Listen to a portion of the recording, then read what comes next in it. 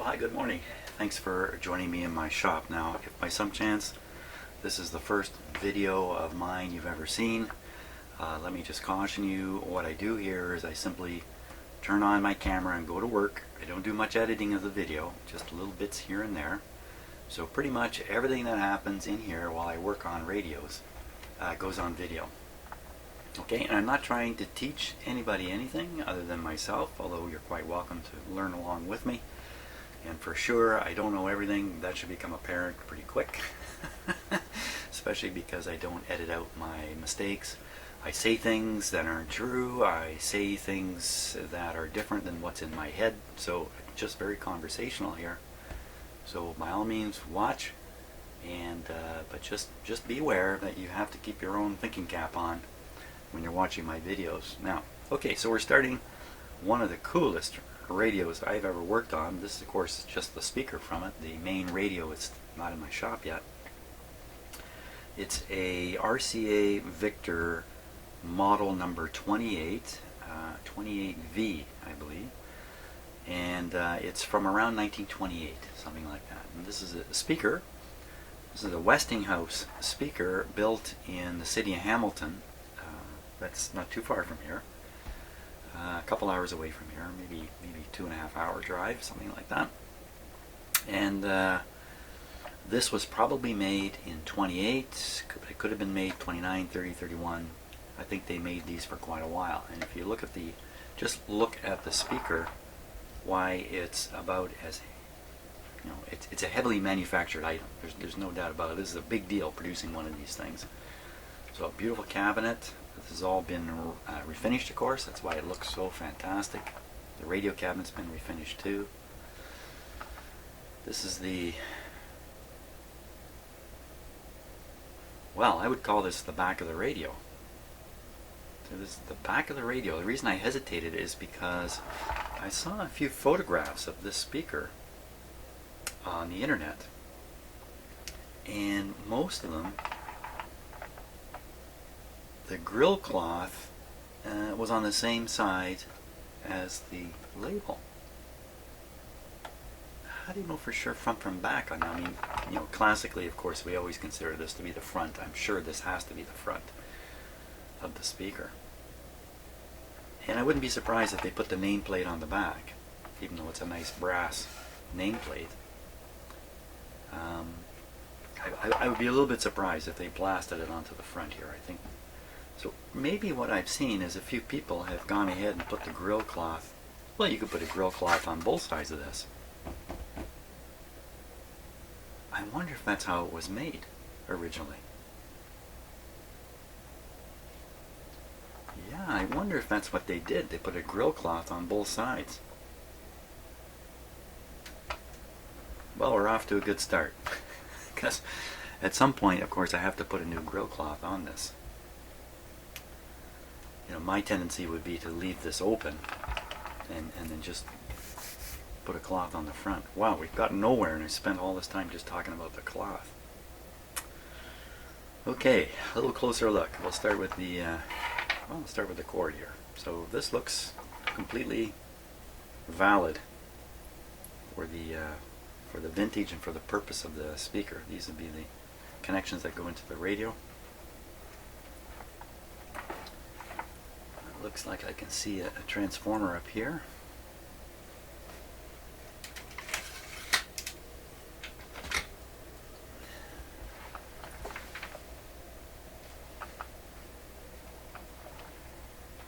A lot of brass in here. Perhaps they've used brass because it's not magnetic.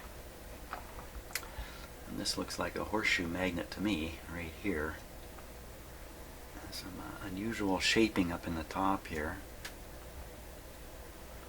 You can see the wires. So this is a 3-terminal thing, almost certainly a transformer. And this wire is on a terminal that connects to one of the incoming wires from the cord. The other wire is on its own terminal, along with this one on its own terminal. Kind of makes me think it's like an auto transformer or something like that. Maybe it's not a transformer, but I'd be stunned if it isn't. if it is a transformer, that's an important message about what is traveling on these wires. Great. Now, there's definitely some unusual... Well, let's see. Well, you can see the wires disappearing right in behind here. So you'd have to imagine there's a coil back in here. Let's check it out with the close-up camera here.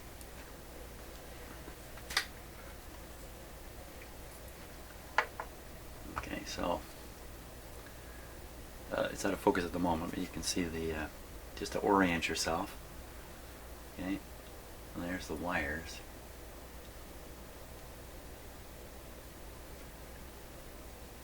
See that wooden or tan thing there, I think is the bottom of a coil, a spool of coil, a coil spool. While we're looking here, you can see the very back of the paper cone. You can see this rod that comes out and is attached. I'm looking at this for the first time myself. It's attached here. You can hear how sensitive that is, eh? And that in turn, it looks like it disappears up behind here. I can't really see.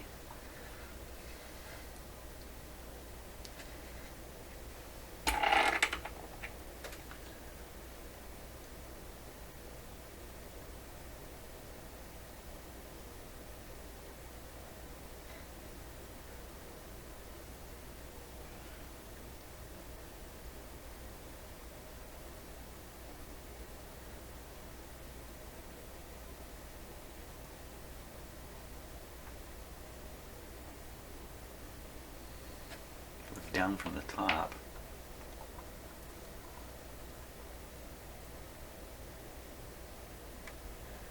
This is very kind of weird how they've done this. Oh look, so here's the what I think is the arm of one side of the magnet coming up, and then it's bolted onto this plate here. This piece, bolted or screwed on, and then this is brought over into this kind of an odd shape here. You get the screws holding this block on. This could be, you know, fit in the coil and then screw on the rest of the metal block. You can see the coil kind of tucked down there. See the funny shape? It looks like this piece. See, it's screwed on the back. There's the screw coming out. Screwed on the front.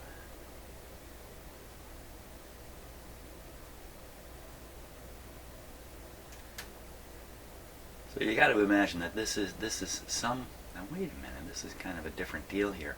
In most speakers, the coil moves. It's actually wrapped right around the cone in a magnetic field, and when you power the coil's forced back and forth. It forces the cone with it. But I don't think that coil is attached to the cone.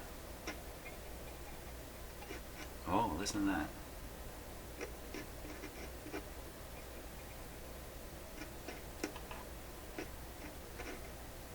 In fact, you know what? It's right here. It's this piece right here. This piece is a pole, or a, what would you call that? A moving piece in between the pole here and the pole here of the magnet. So these should be magnetic. Are they? Are they magnetic? Let's find out here. I'm sticking a screwdriver in here. I don't want to poke the speaker. Oh. You know what's magnetic is, and I'm blocking the light here. The magnetic part is, see, this is magnetic. It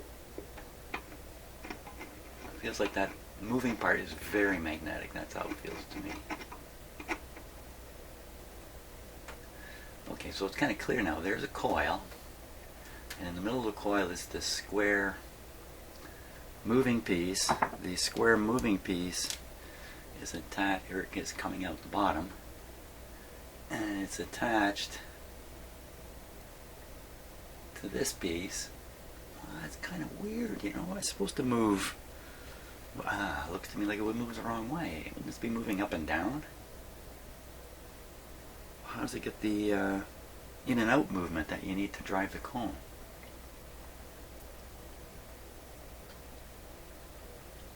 Somewhere inside this mysterious block. Well, you know what? Maybe this bar here isn't moved up and down. Maybe it's actually moved back and forth between the north and south poles. It should not be magnetic itself. I would think it should be like soft iron. It shouldn't have any magnetism in it of its own self, because the magnetism is being generated by the coil and the signal going through it. Anyway, okay, so we got a pretty good idea how this works. Maybe not 100%, but it's really pretty straightforward. Okay, so that's how does this old speaker work. So the interesting difference is the coil doesn't move. Instead, there's a moving plunger, if you like, that drives the cone. The cone. Okay, let's take a look at the cone.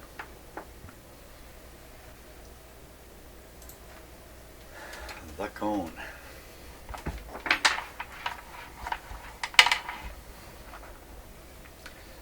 So obviously the cone's been through, well, it's had a life. The cone has had a life.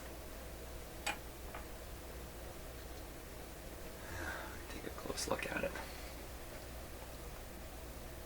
How it's constructed. We'll start on the outer edge. Barely visible there is a metal strap. Oval strap goes all the way around the outside, and it has 1, 2, 3, has a screw every 1.5 inches practically going around.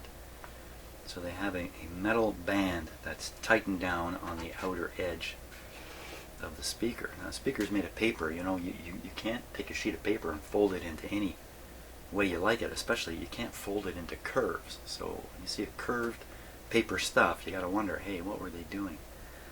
So this piece is not the same material as this. And it appears to be, basically it's clamped in by this bracket I mentioned down here. Let me use something a little more gentle here. And then behind here I think it's all flexible. There's nothing behind here. So this is the piece that is supposed to flex like this as the speaker moves. You know, like a part of the speaker's moving, part of the speaker cone is fixed. Something's got to give in between the moving and the non-moving parts. So this is the give part. Now in a lot of speakers, this is foam. Foam's not so good, by the way. Foam only lasts so long. And this is commonly called a surround. That's the common name for it. And it's commonly a failure point in speakers. Sometimes the better the speaker, the worse the surround. Because I think they want to make the surround obviously mechanically, I was going to use the word sound, but that's not maybe the best word to use here. Mechanically fit for the job, but at the same time very, very flexible. And those two components, as I've seen many, many times here in the shop, trying to achieve flexibility in plastic type of materials or other materials usually results in a short life, because the componentry or the components or whatever it is that's making things flexible is also chemically active, volatile, whatever the situation might be. And that's the case of the foam surround. Pretty solid feeling. So this part now is going to be a tougher kind of paper. See how it is one sheet of paper split here and then seamed back to give it that conical shape. I don't know how they do that. How do they get it into a cone, like an oval? I want to say oval. How do they get it into an oval? I keep putting my sweaty hands on the top here. So. And we come into the middle. This part here has to be fairly rigid. This is the part that's going to convey the movement of the piston. I don't know what else to call it. The movement of that piece. Convey that movement into the cone. So this is the part, this part here, that is actually pushing and pulling the rest of the cone, fighting against how strong this is. Doesn't take much movement to create a fair bit of sound. Okay, so that's how it's constructed. I see a little seam here, a seam here. I see something is, well, we'll get into what's gone wrong here. It looks like there's a seam here and a seam here. Okay, when I look at it, this is pulled apart here, and this is also pulled apart. So I'm going to guess that this material has been shrinking a little bit. And that would cause all kinds of weird distortions in the paper here, but maybe not enough to see. Or can you even see, I don't know if you can see it on camera or not. Yeah, if I turn it like this, you can see a white line here. That's where this material has receded away from this material. So for a long time, where you see the white line, this stuff was wrapped over and sealing against here, but it's pulled away here. That's another sign of shrinkage. So shrinkage is not too surprising. As it shrinks, some component is converting, leaving, like vaporizing away. Something is happening chemically to this, and its nature is changing at the same time. You know, old stuff gets stiff. Just look at me, for crying out loud. So that's what's happening here. This is all becoming, it's shrinking, stiffening, and ultimately becoming brittle. The speaker cone on this speaker is not going to move very much at all, so there's no worry here about the speaker, you know, ripping itself to pieces. That's not going to happen. When this thing's working, you'll hardly see any motion in it, if you see any at all. I bet you won't. This is not, you know, a kind of speaker that's going to produce fantastic bass or anything like that. I don't think that's the name of the game. So, no harm in running this. Now, what has happened? Let's start with this one up here. I'll take a little bit of a closer look at it too. I think I have my camera on really tight close-up, so we'll start with that. So there's that upper material. You know, it looks torn. It looks to me like it's torn. It's not a seam. It's actually ripped apart here. And that ripping is carried on. Look at the numerous repairs. I can see what looks like Scotch tape, old Scotch tape mark. It looks like it was pulled away. Oh no, there's a little bit of Scotch tape maybe. Maybe that's the sticky back part. Somebody tried Scotch taping this. Looks like they ran the tape right up over on this. I don't think Scotch tape is going to do it for you. I really don't. Or that would indicate something about when this repair was done. So the tear. Oh, wow, this looks really fresh, this part. Notice there's no attempt to repair it down here. No one's made any attempt. Why? Why would they fix it up here, but not fix it down here? Because down here didn't exist. So this tear appears to be continuing. It's heading for here. It's heading for the center. So again, shrinking materials, putting on stress, this being the worst stress area, I guess, mechanically, I guess, because the same thing's kind of going on down here. Let's go down here and take a look.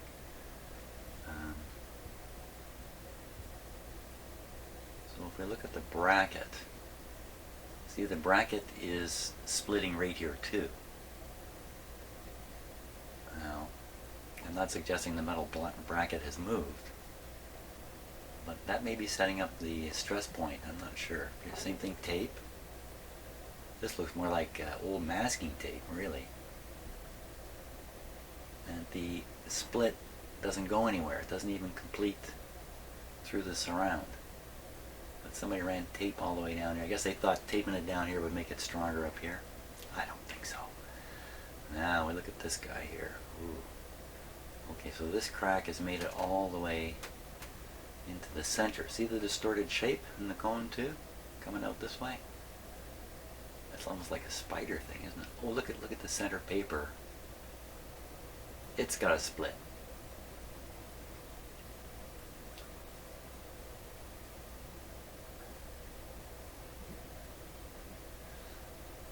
I'm a little surprised. It's not one piece. I really would have thought this was one piece. You know what else? It looks pretty rough, doesn't it? Doesn't that look terribly rough?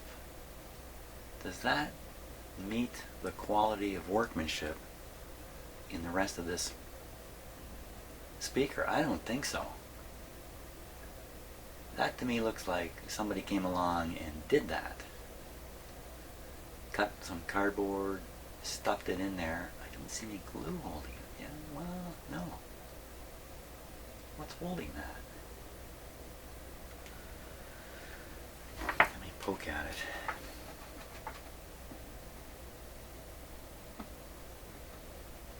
Nothing. There's nothing holding that. Okay, so my only guess is there's a piece of paper like this on the front. There's the same thing on the back, pinched by this nut and screw.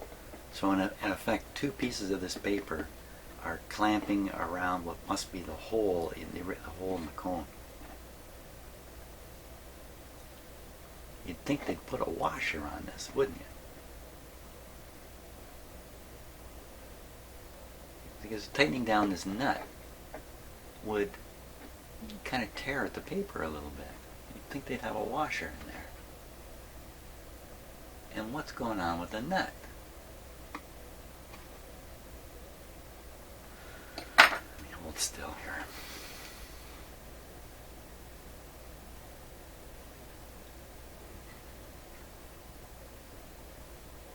Something going on there. Is that glue? I don't know.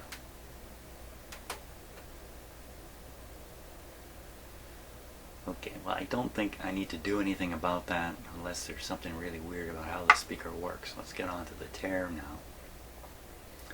So someone is taking a liquid here. It could be like fingernail polish, or look at this. This tear has continued on up into here. So these things are on their way somewhere still today. And this kind of stuff, if you play the speaker, you're not going to reverse the crack. If anything, it's going to advance the crack. You want this thing to be around 100 years from now. So this repair looks just horrible. This is not the way to do it at all. The person has tried to stick together the edges with some kind of heavy glue. What's that? What are those? Eggs? Speckles of gold. No, probably not either. And look at this crack is continuing again, right out to the edge. So we've got crack growth going on at almost every location on this cone, wherever it's already cracked.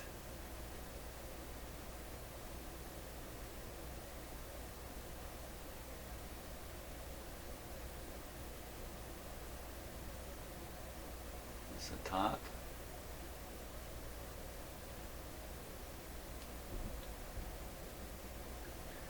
My camera's constantly switching frame rate from the way I've got this lit.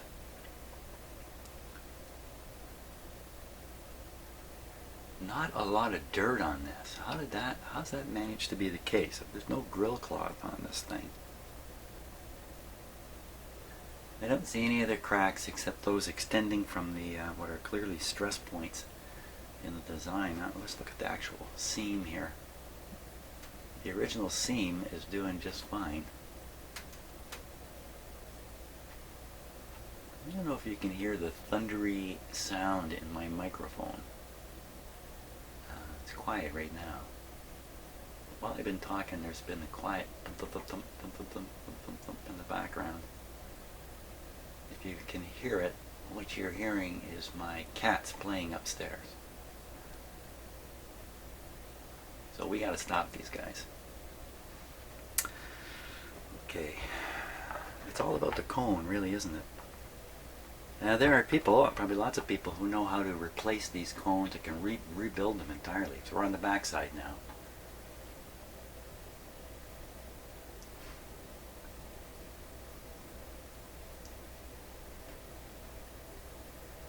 So there's another metal band going around.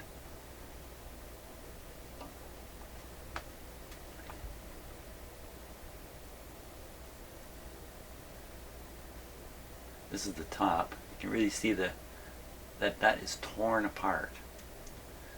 Now you can see the crack. You know what I could do? Well, I'll do it in a minute. I'll change the lighting so we can see light leaking through. A little hard to get a look at the cone back here because of the parts. You can see that crack of light coming through. Okay, let's do that. Let's do the light coming through. The best way we can do that, I think. Don't expect any surprises on this. I think what we'll do is we'll look at the front, because the front is simple to look at. I'll shine the light through the back. The problem there being there's all kinds of shadow causing stuff back here. But look, you can just see those whopping hole up there. You can see there's a little hole I missed over here. The separation at the edge over here, at the bottom. That's the surround crack right there. That's going on and off with my finger. The other side looks good. So we got lots of cone crack problems to deal with.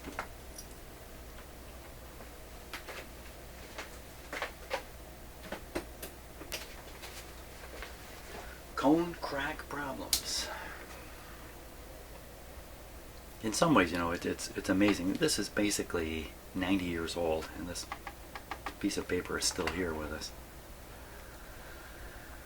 Okay, next step would be a couple of electrical tests. So let's start by doing some simple stuff. What happens when you put an ohm meter on these wires? What happens? So I think this is going to be a 600 ohm speaker from these wires. So that's on the primary side of the transformer that's up here. I think it's going to read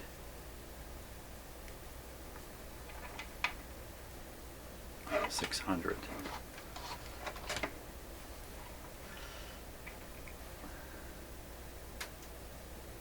More like 1,000. On a DC measurement, we're getting 1,000. So the good thing is, hey, conductive. So we have continuity through there.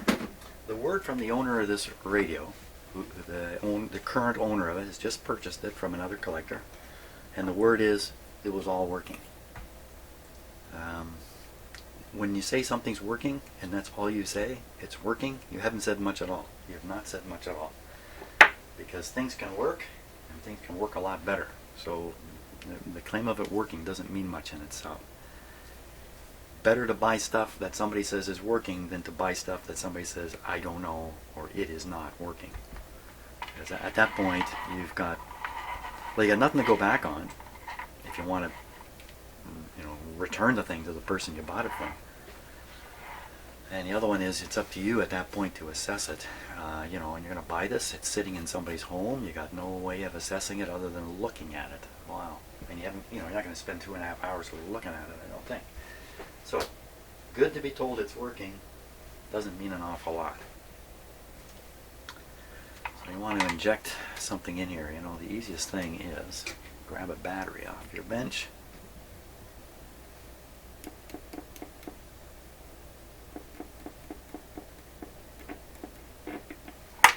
That's pretty good. Next best thing would be apply a signal. So we'll try my somewhat uncooperative audio amplifier here. Turn it way down. Now we know this is going to make sound, so I can hook it up. If it doesn't make any sound, it's going to be because of pretty sure it'll be because of that.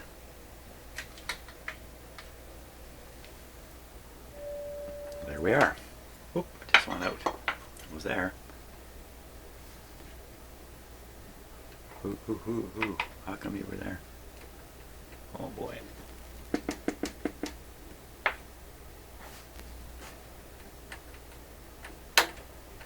lots of.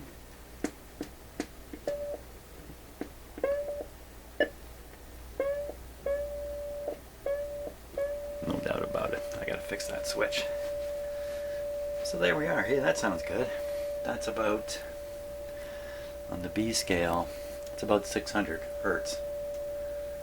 Let's go down. Buzz there. Buzz there.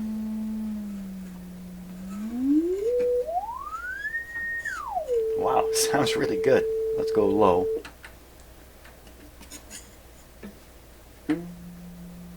My knob is loose.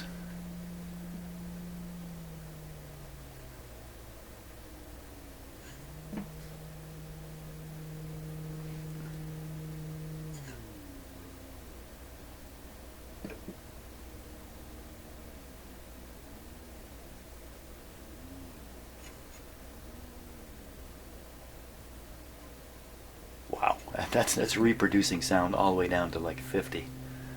I mean, I could turn this higher.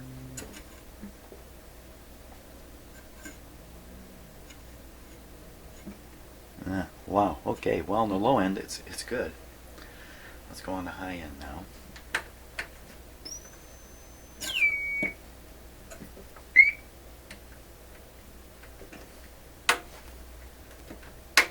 Come on. Oh. You crazy machine, you. As soon as you get two things that are hit and miss, you're in big trouble.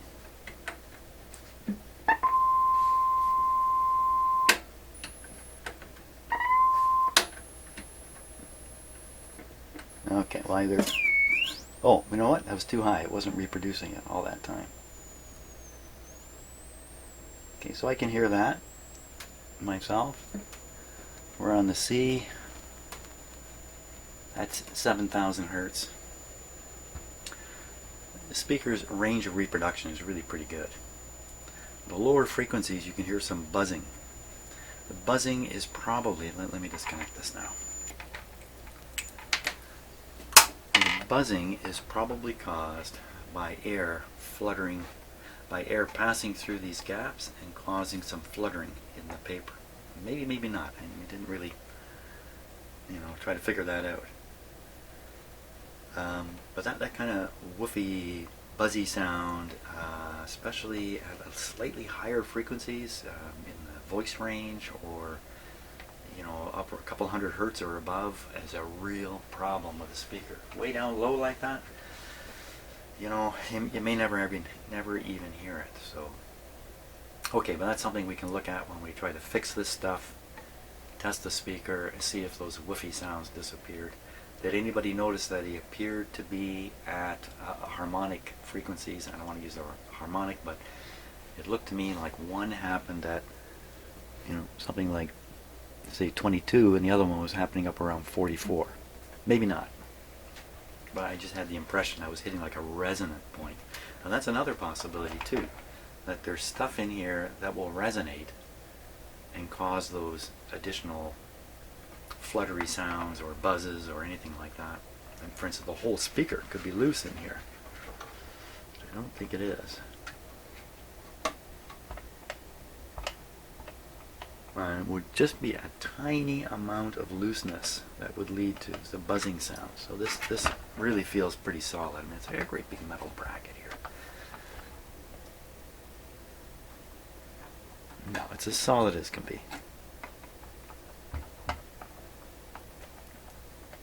I don't feel anything at all that's loose on it. So good news is, the speaker appears to be working even in the condition it's in. We don't need to do anything with it. We can use it while we're working on the radio somewhere down the way, and we'll fix this guy up. Isn't that fantastic? This is a, did they even say what it was? This is a, it says here, Westinghouse Oval Cone loudspeaker, Canadian Westinghouse Company Limited, Hamilton, Canada. So what's missing on here is a model number that I found on the internet. This is referred to as a B-200. So why they don't They don't have B-200 written here, I don't know. Maybe this is not actually a B-200, but it looks identical to ones I saw. That's really wonderful. That's really wonderful. Isn't that amazing? It's almost 100 years old. Still works. Great. Hey, thanks for watching. And the next thing we're going to do is we're going to go over the radio itself and check it out quite thoroughly and see that it's see what we can see.